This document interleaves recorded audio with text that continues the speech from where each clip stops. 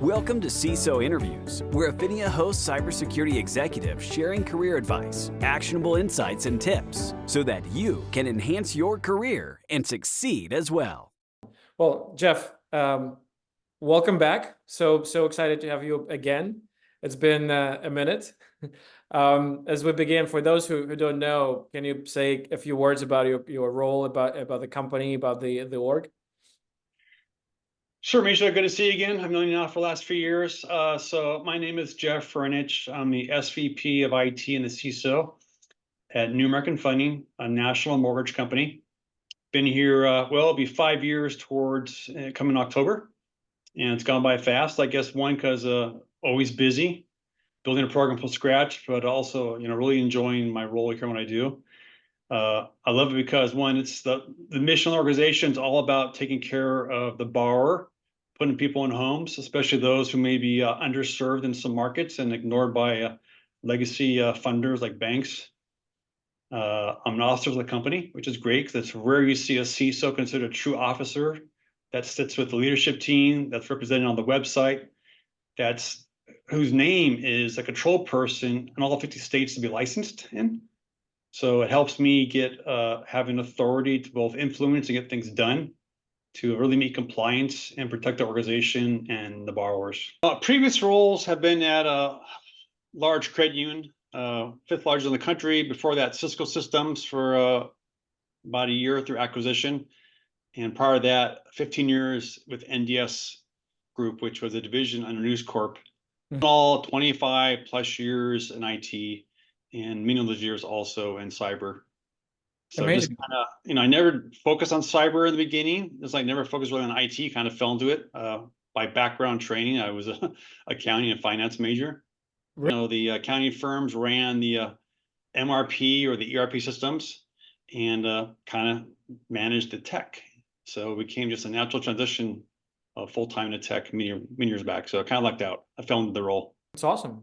5 years. That's probably 5 times longer than the average tenure of CISO. So you must be doing something right, and especially not quite. Sorry, not quite dog years, but it's definitely feeling like it's more than 5 years. But also to be a CISO in financial services, it adds an extra layer of scrutiny and compliance, and it's just everything is held to a different standard. So kudos to you. So clearly you're checking all the boxes and doing things right. And so I'm curious to get your perspective on a few things. But before we kind of dive into cybersecurity issues, what do you think is your secret of staying, or what's the secret for the staying power for longevity for you in this role? Well, I mean, I'm a strategist, right? I have a lot of great ideas and plans, but it's all about how to execute. So it's really about the team. You have to have that very strong team and support them, both on capabilities, education, opportunity, but also leadership. I mean, without their support of the budget, understanding how to make all these investments and why. Because it used to be the question was, this is too expensive. Now it's like, are we making the right investments to protect the company? I think another big part is I'm the head of IT. So essentially, I'm the CIO, not necessarily by title, because our true CIO is Chief Investment Officer. So we can't have two, but I run IT as well as security and a lot of the data privacy from a controls perspective and program perspective, not necessarily the legal part of it. That's a whole different team. I see. I think partnering with legal is absolutely key because they're my biggest champion, because a lot of times, they're also aligned to making sure we meet compliance and regulation laws. But the organization is private. So, having support from the owners of the company is great, because I was brought in. I told the first day, to the owner of the company, it was a great husband-wife team. I got your back. I'll do everything I can to protect the organization and you, as long as you support, what I need to get things done. Amazing.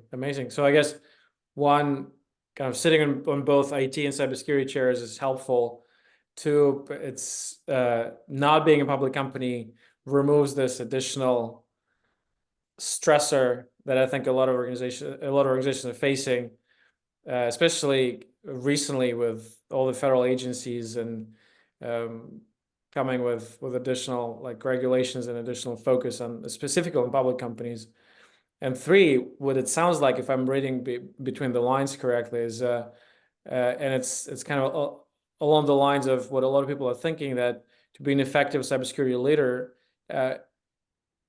just being technical is not enough. You have to think about business objectives and being able to put those together. So wearing a business hat and then wearing a technical hat is certainly a requirement. There's no any two ways about it. Did I get it right? Yeah, let me add on though. I mean, there is a lot of compliance, and for those of you that know about NYDFS 23 NYCR 500, it's a very strict regulation.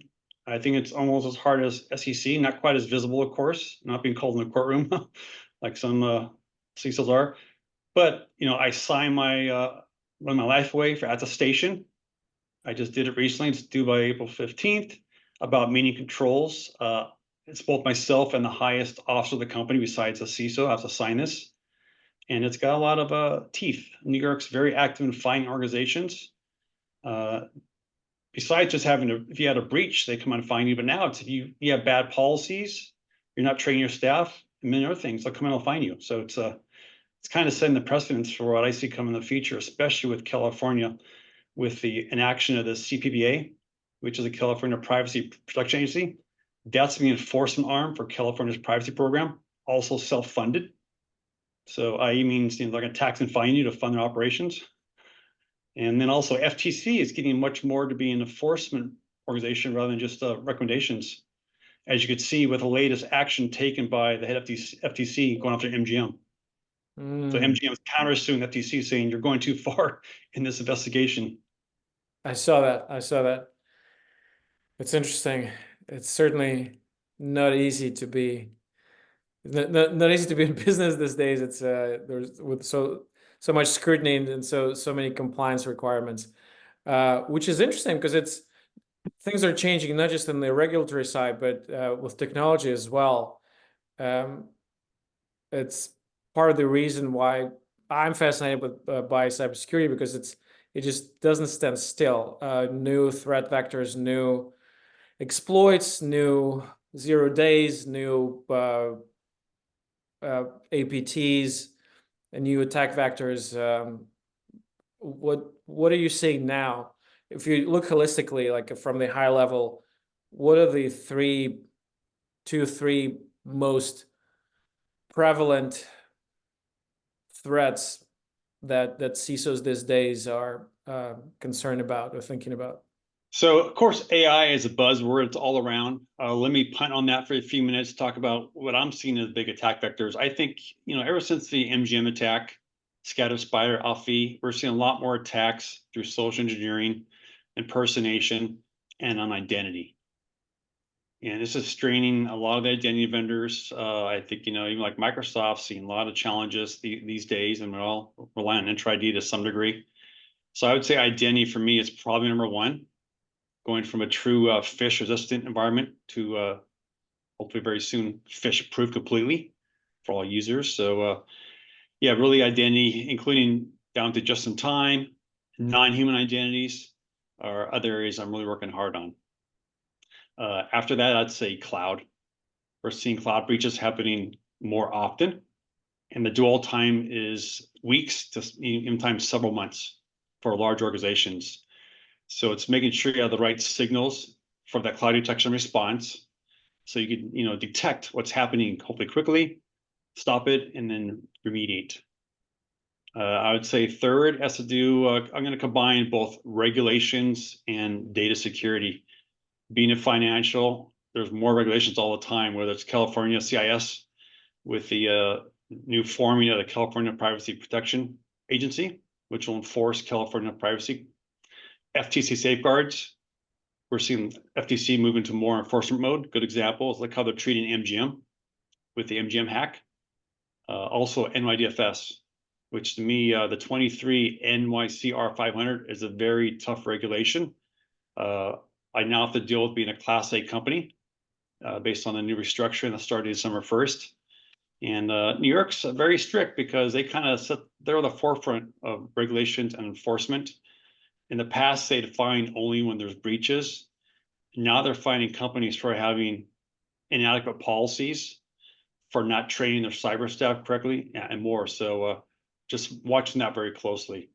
And on top of that, at the end of the day, what the threat actor is going after in my environment, really the data, the PI, is what they like to monetize, whether it's ransomware or other kind of theft. So whole idea is, making sure I have a good program around data security, explain the risks to leadership and the board through cyber risk quantification, and kind of educate everyone.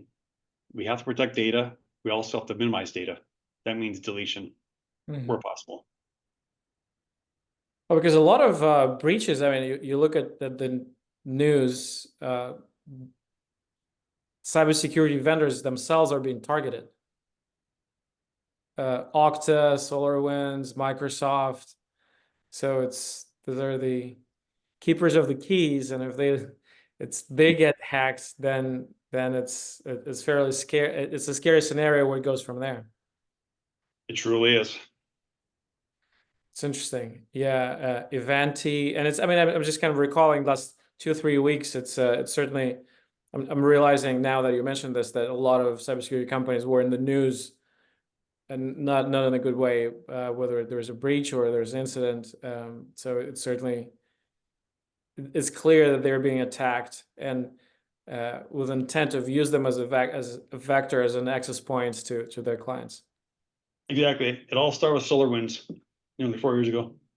Yeah, interesting, fascinating.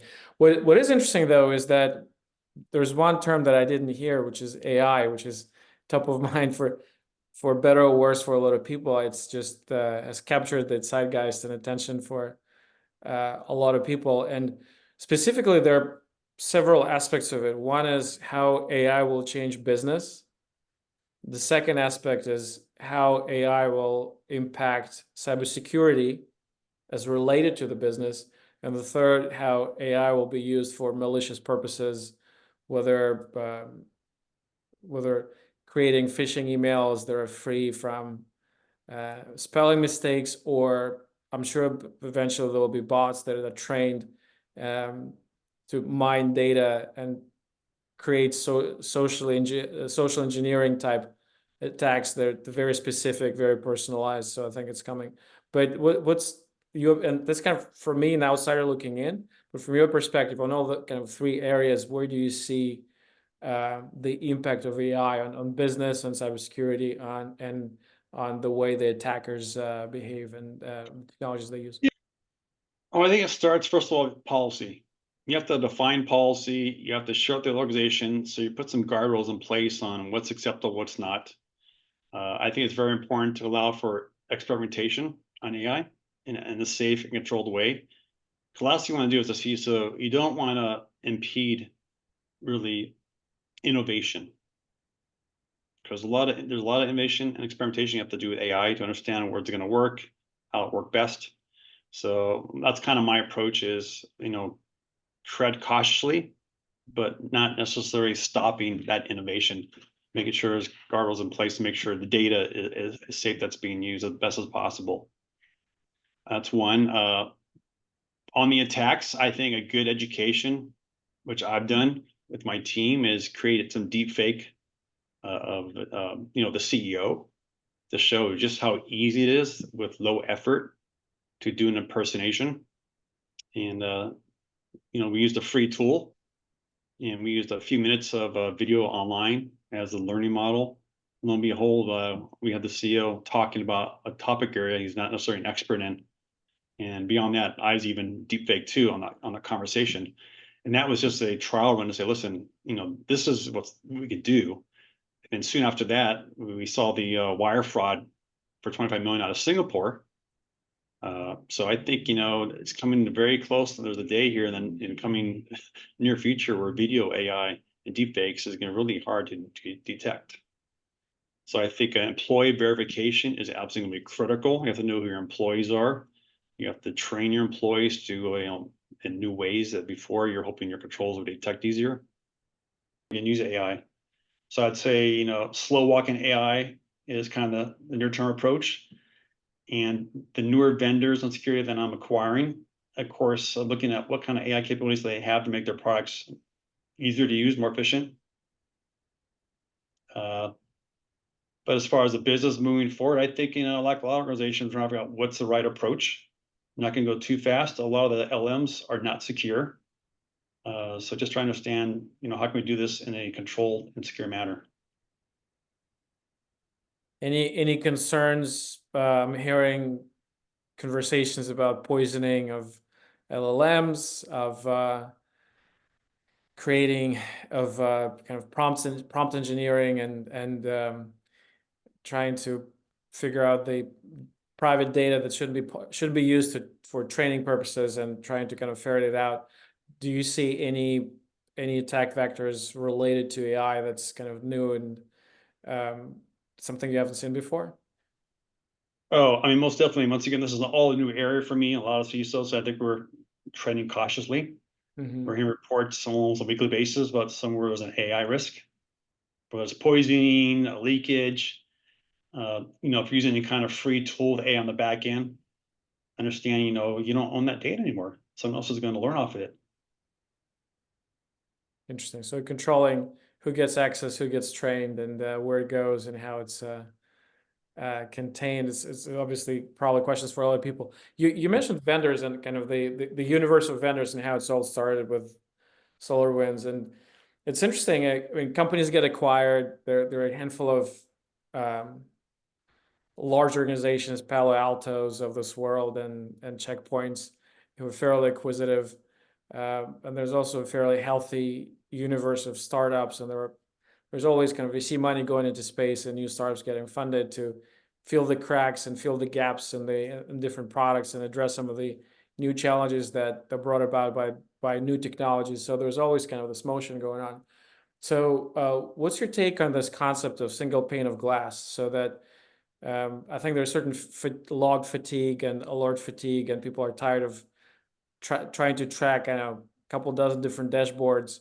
Is it a pipe dream, do you think, or do you think eventually there'll be some consolidation in the industry, either driven by just convergence of technology at some point, or the fact that money is no longer free, so there's a bit of pressure? I see startups getting acquired at valuations that are less than unicorn valuations, so there's a little bit of some sort of a haircut going on as far as some of the rounds that are being done, or some of the acquisitions that are being done. What's your take on this idea of consolidation within the cybersecurity vendor industry? Well, I mean, I think that's the ultimate goal is, having a true platform that could simplify and give you capabilities. The challenge is I haven't really seen that yet. Of course, you have the big vendors, Palo Alto, CrowdStrike, Zscaler are definitely trying to get there. I think there's still a lot of opportunity for startups to fill in some of the cracks near term. And just last week or two, there's been interesting acquisitions, Gem Security, and even just in Tidal last couple of days. So I think there's a lot of good technology out there from the startup community that's going to help really the platform vendors improve their capabilities. So I kind of have a strategy of both best in breed as well as startups, including down to the innovation and design partnership phase. Interesting. Yeah, I also saw news that Lacework is being shopped around. At a pretty, I would say, low valuation, surprisingly. You look at the startups that have a much lower revenue, but a many more times multiples. Yeah, well, it's I think it's just a factor of growth trajectory, right? They raised hundreds of millions of dollars, and I think the business is 100 million in revenue. But I think the startup that just growing into that, but growing 30% year over year is just it's a little different trajectory. So it's certainly a different environment. I think a lot of startups are realizing that when money is not free, they're not valued on multiples of revenue. They're starting to get valued on EBITDA, which is a completely different story, completely different skill set required to execute on that. So it's quite an adjustment. Interesting. So What's your take on where things are going 6 months from now, 12 months from now? What do you think will be top of mind for cybersecurity executives? Oh, I think AI will definitely become a big factor here in the coming months as it gets more monetized and used by threat actors. And I'm sure they'll move faster than our tools to keep up. Good examples, the deep fakes are getting better and better at what they could do. I think the wire fraud that happened in Singapore a month or two back for 25 million was a wake-up call. And I'm hearing a lot more of my peers actually, creating a deep fake example to use in a company, whether it's someone from the board or the CEO or others, on just how easy to create what seems pretty lifelike to that individual. So we want to have our tools that do employee verification, detection, definitely be enabled to support deepfake detection. Interesting. I saw, you mean video or just voice? Oh, well, start with audio, but also video. Because I saw there was an attempt, someone cloned the voice of the CEO, but luckily the employee didn't bite because the call went through WhatsApp, which was not a preferred communication channel. They called the bluff, but it was very believable. So to your point, I think we're just starting to see this wave of deep fakes that are better and better trained and with more and more nuanced social engineering kind of attacks that's just coming. It's scary. I mean, And it goes back to your point that identity and access that's kind of one area that's proof of human will be more and more critical now that machines are getting more and more human-like. very true. And myself, my security team put together a short short audio. They did a learning on the CEO of the company. There's videos out there as well as myself, and only used a couple minutes of learning. And they created a 30-minute dialogue on AI. But the CEO is talking, I'm also talking, mostly the CEO. And I played that with my executive team. I said, listen, this took very little effort to use. Great. It was a free tool. We spent a very little amount of time on it. What happens is a threat actor that has a really good, powerful tool with hundreds of people putting effort in this. It's a point where in the future you can't tell the difference. Absolutely. Well, it's a scary world. The more dependent we are on technology, the more vulnerable we are to that technology being compromised. So I guess it creates for some excellent job security for cybersecurity executives and fun times, quote unquote, ahead. So Jeff, this was awesome. I'm really glad that we got this second interview. You're always welcome. Looking forward to seeing you again at all the various conferences. What's the best way for people to reach out and connect? Is it are you on LinkedIn? Yeah, I would say use LinkedIn. I get a lot of people on there. A lot of time they're salespeople. Sure, connect with you there. And I always, enjoy meeting with peers and kind of sharing experiences. Awesome. And Misha, to see you soon at RSA in a couple weeks. So a great time. Yeah, it's gonna be fun. I always think of RSA as I'm not sure if you saw this movie, Everything Everywhere All at Once, when it's like life is coming at you like really fast. That's usually just drinking out of multiple fire hoses. So but always lots of fun and a great way to in a span of 2-3 days meet so many people that you've been interacting the entire year. Jeff, thank you so much for your time. This was awesome. Can't wait to share the segment with the rest of the community. Thank you so much. Great. Thanks for having me. Take care.